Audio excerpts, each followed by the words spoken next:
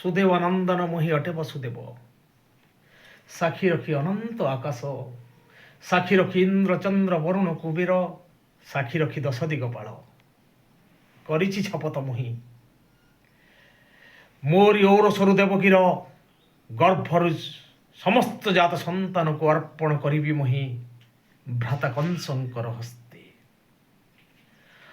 ଆଉ ବିଧିର ବିଧାନକୁ କରି ମୁଁ ପାଳନ, କୋଟି ଗୋଟି କରି ଷଡ଼ପୁତ୍ର ଅର୍ପଣ କରିଲି ମୋହି କଂସାସୁର ହସ୍ତେ। ଆଉ କୋଟି କୋଟି କରି ଷଡ଼ପୁତ୍ରର ବିଭତ୍ସ ନିଧନ ଦେଖିଲି ମୋ ବେନି ନୟନରେ। ନିର୍ଯାତିତ ମୋର এই ପିତୃତ୍ୱ, ସତତା ବିଦୀର୍ଣ୍ଣ ମୋର ସର୍ବାଙ୍ଗ ଶରୀର।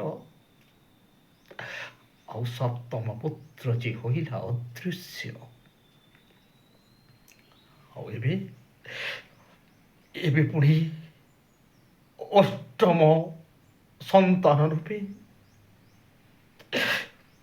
ମୋରି ଔରସରୁ ଦେବକୀର ଗର୍ଭରେ ଆସନ୍ନ ପ୍ରସବ।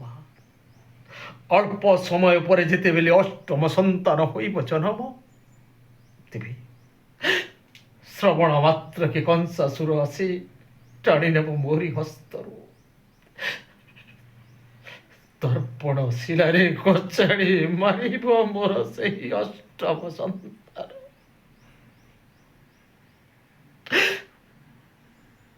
ବିତସ୍ତ ମନ ପ୍ରାଣ ମୋର।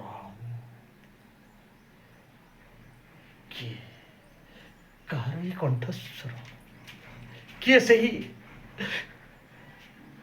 କହିଗଲା ମୋତେ, ଚିନ୍ତା କର ନାହିଁ ବସୁଦେବ, ଚିନ୍ତା କର ନାହିଁ ତୁହି।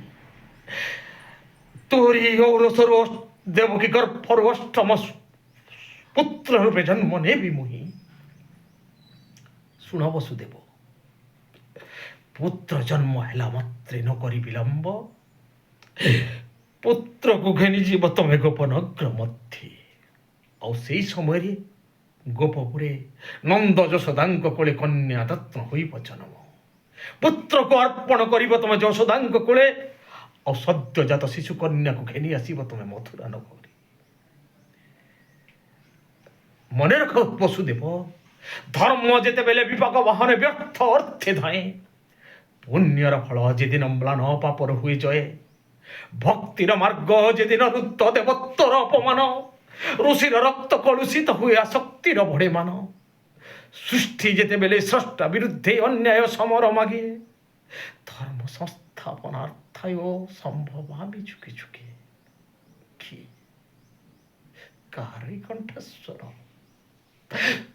ଅନ୍ଧାର କୋଠରୀ ହେଲା ଆଲୋକିତ, ମହ ମହ ବାସ୍ନାରେ ପୁରି ଉଠିଗଲା ଏ ରୁଦ୍ଧ କୋଠରୀ। ଆଜାନୁଲମ୍ବିତ ବାହୁ, ଘନ କୃଷ୍ଣ ବର୍ଣ୍ଣ, ଆକର୍ଣ୍ଣ ଲୋଚନ, ପୁଣି ଉଜ୍ଜ୍ୱଳ ଲଲାଟ। ତମେ କ'ଣ ମୋର ସେହି ଶଙ୍ଖ ଚକ୍ର ଗଦା ପଦ୍ମଧାରୀ ବିଷ୍ଣୁ? ଅଷ୍ଟମ ପୁତ୍ର ରୂପେ ମୋର ହୋଇବ ଜନ୍ମ।